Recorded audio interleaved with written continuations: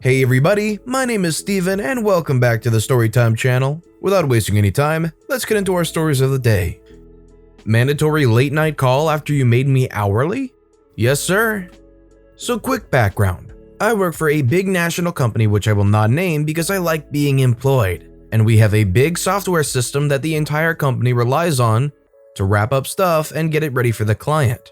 It's that last choke point bottleneck where if it dies, literally all the work the rest of the company does is for naught. I run this system at the grunt work day-to-day operational level. This system also typically has upgrades and fixes installed about every 2 weeks, and they always wait until late night on Friday to bring it down and do the install so that it doesn't impact daily business. Now, when these installs occurred, they always get a bunch of people on a call to go through everything and make sure it all works before calling it good for Monday. Being the guy who runs the system all the time, I was always required to be on these calls. I hated them. The calls started at 10 p.m. Friday night, so I couldn't go out and enjoy my weekend.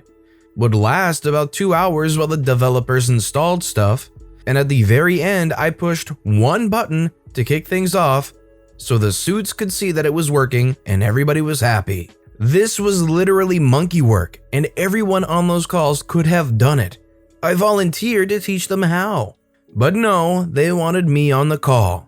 I was salary at the time, so not exactly like I could say no, and I wasn't getting paid anything extra for it.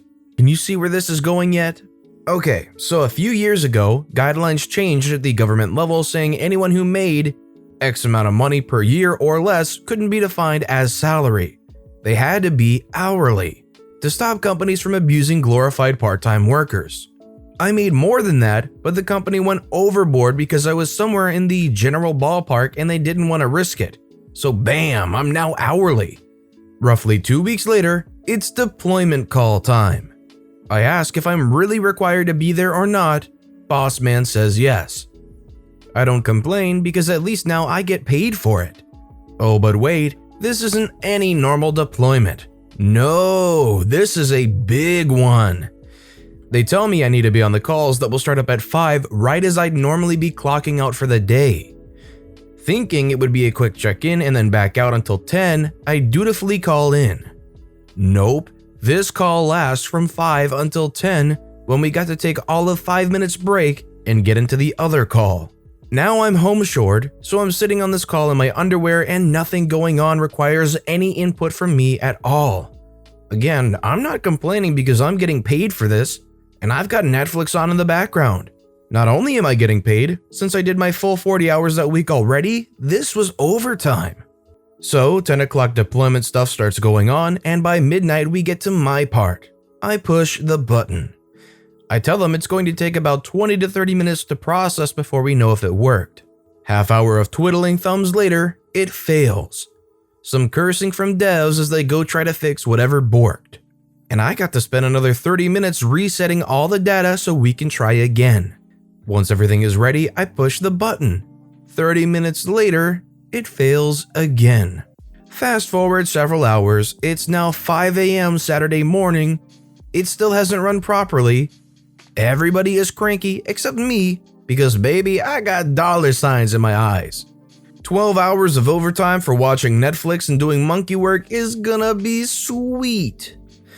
Except it was even better than I thought at the time. That Saturday was technically some minor holiday. My company pays time and a half if you work on a holiday.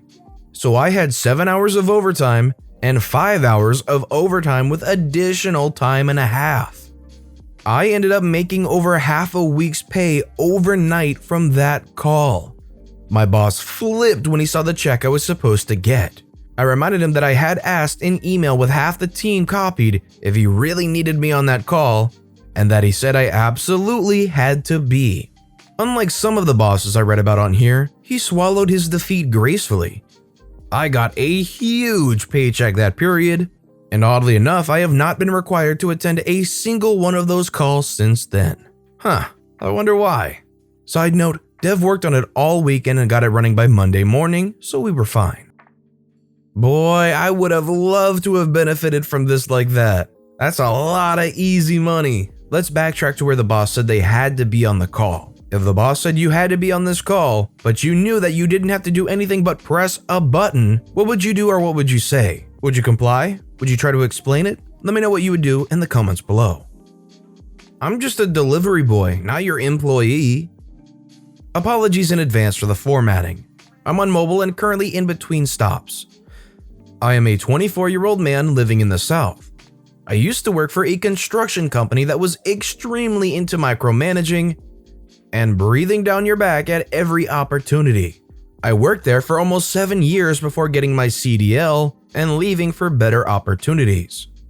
I am currently about a month into my new job delivering lumber and cabinet parts around the area I live in.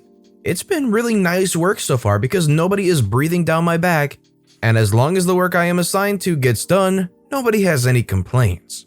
When I first started this job, I knew that it was going to be kind of labor intensive due to the heavy things that I haul around. So when I went on my first solo run, I talked to my dispatcher to make absolutely certain what my responsibilities were in regards to removing the cargo from the truck. I was told that it was my responsibility to get the cargo to the edge of the truck where the customer will be able to unload it.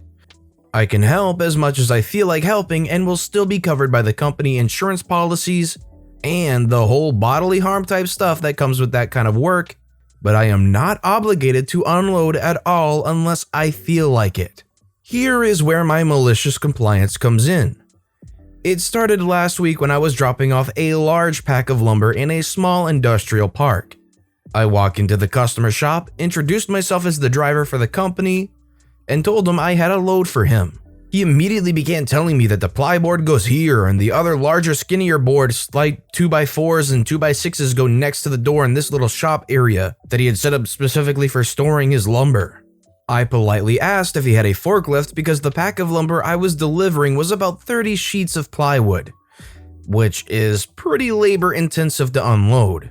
He looked at me funny and then laughed at me dismissively, telling me that no, of course he doesn't have a forklift. Thankfully, one of the other people that operate out of this particular industrial complex was out and about on their forklift, and I politely asked him for his help unloading this customer's lumber, to which he agreed, and we got it all stacked up. She signed the paperwork and I left, not really thinking anything about it other than how rude the man was. Fast forward to today and the rude man is my second stop. He has ordered a fair amount of plywood as well as about 15 or 20 1x6s that are all very rough cut, meaning that they have splinters and everything just sticking off of them so he can sand it down to his liking. I walk in his shop, tell him where I am from and who I work for, and she begins telling me where all of this lumber is going to be placed. I immediately had my suspicions confirmed from the last time that he expects me to unload approximately 1,000 pounds of lumber by myself, as well as place it wherever he wants for him. I decided to take a little walk around the industrial complex to see if I can find the guy with the forklift, and fortunately I do. This wonderful man helps me unload all of this lumber and set it down where the customer designates. The customer then asks me if I have snips to cut the metal bands holding the pack together with. I tell him no, I do not, so he grabs a pair from his shelf and cuts the band off. He then apologizes to the man that owns the forklift and tells him we shouldn't be needing him anymore, and then looks to me and says, "Okay, you know where it all goes." Now, I am perfectly fine with helping people unload if need be, especially if they are being nice to me. All this man has done is laugh derisively and demand things from me in the 20 minutes that I have ever been in his presence. I tell him, "Sir, I hate to be the one to have to tell you this, but it is not my responsibility to sort your lumber, nor is it my responsibility to unload it." The man gives me a confused yet angry look like somebody has had a dog turd fired at them out of a slingshot and they haven't realized it's going to get them square in the face. He immediately turns hostile and tells me that I am the only driver that has ever refused to help him, and he will now be getting his deliveries on Wednesday instead of Friday. He then angrily writes me a check and hands it over to me without ever even attempting to look me in the eyes. I asked him to let me clarify and then tell him that I have no problem helping people unload, but I will not unload such a large load by myself. He shoves the check into my hand and tells me, "Whatever, just go." I imagine I will be hearing about this later on after I get back to my shop, but honestly, I now cannot wait for Wednesday just to see the look on this man's face when he realizes that you're stuck with me, and he, to his horror, may have to unload his lumber by himself for the first time in 20 years. If you're ordering stuff that big and unloading is not explicitly covered in the costs, then you shouldn't assume that they're going to unload thousands of pounds of lumber for you. Your time is worthless and your math skills ain't great either. Many years ago, I had a college job working at the same place my dad did. My job entailed filling up 18-wheelers from 3 p.m. to 11 p.m. every night 40 hours a week. You meet some interesting people that way. Some truck drivers are the nicest people you will ever meet. Some, well, there is a reason they drive a truck, as it has to be one of the most socially isolating jobs in American society. Save maybe a farmer working solo in a tractor for days on end. So a truck driver rolls in and I proceed to do my job. Write down vital info like plate number, unit number, trailer number.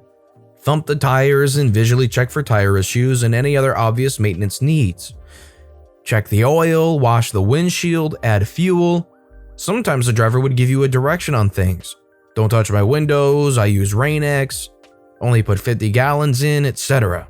In this particular case, I pumped 97 gallons in, and the driver went in to pay and whatever else he needed to do at the truck stop. That's when the situation blew up. Apparently, he lost his stuff over using an out-of-network card that cost him a whopping 2 cents more per gallon. He went around and around with the fuel clerk to no avail, and finally I was summoned to the desk.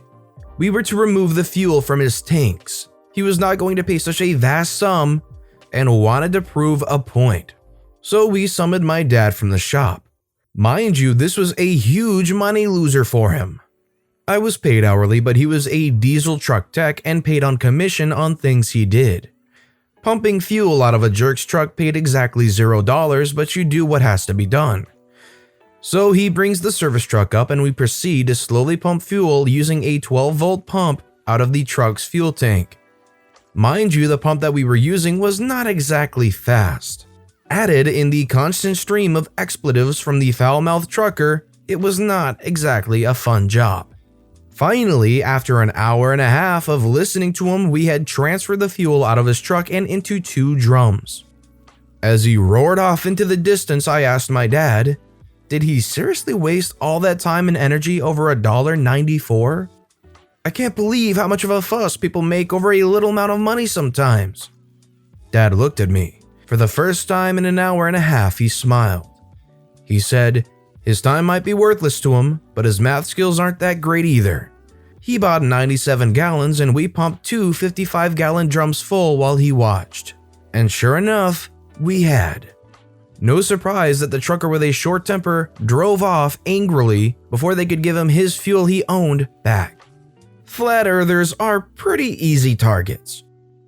My now ex-brother-in-law, sister's ex-husband, was and is teaching my niece that the earth being round is just a conspiracy to bring people farther from God. During a family holiday, I was told not to bring this up since the brother-in-law would probably not shut up about it and bring up another 20 conspiracy theories. Every time someone wasn't watching TV or my niece was playing with toys in the same room as the TV, I would start streaming the 4K live stream from the International Space Station. She saw an astronaut performing a spacewalk while the Earth flies by in the background. She is in absolute awe. She's 6. My sister is grinning from ear to ear. She had already decided she was leaving the brother-in-law. Niece proceeds to keep asking for the space show. She wants to see Earth more. I think it's unfortunate to see somebody trying to mold somebody so young into believing something. But with that said, that's all the stories we have for today. So what I want to know is which of these stories were your personal favorite and why? Let me know which of these stories piqued your interest the most in the comments below. And thank you all so much for watching and listening to the Storytime channel. If you haven't yet, please consider subscribing and don't forget to turn notifications on so you'll never miss an upcoming video. Thank you all again for watching and listening to the Storytime channel.